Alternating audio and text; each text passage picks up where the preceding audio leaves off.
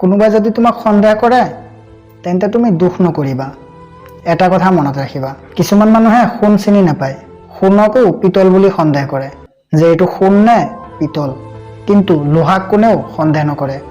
স্বাৰ্থপৰ মানুহবোৰেতো ভালেই থাকে, কিন্তু কষ্ট পায় সেইবোৰ মানুহে যোনবোৰ মানুহে অন্ধৰ দৰে বিশ্বাস কৰে। হাঁহিবলৈ নিজেই শিকি লোৱা, কাৰণ কান্দিবলৈতো সকলোৱে সহায় কৰিব। সময়ৰ লগে লগে যদি কোনো সম্পৰ্ক সলনি হৈ যায় তেন্তে মনত ৰাখিবা সেইটো সম্পৰ্কত কোনো ভাল পোৱাই নাছিল, কেৱল আছিল প্ৰয়োজন। ভাল পোৱা বিচাৰি উলিয়াব নালাগে।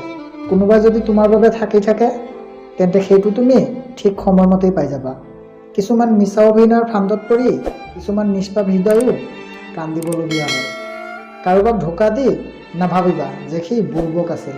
মনত ৰাখিবা সি তোমাক বিশ্বাস কৰিছিল আৰু তাৰ যোগ্য তুমি কোনো দিনেই নাছিলা। কিছুমান আপোন মানুহবোৰৰ পৰাই শিকিছোঁ যে জীৱনত আপোন বুলিবলৈ একো নাই।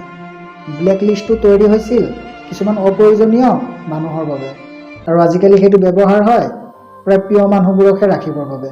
জীৱনত উপাৰ্জন কৰাটো খুবেই জৰুৰী, সেইটো লাগে টকাই হওক বা জ্ঞান। নহ'লে তোমাৰ অযোগ্য মানুহবোৰে এদিন তোমাক অপমান কৰা স্পৰ্ধা দেখুৱাব।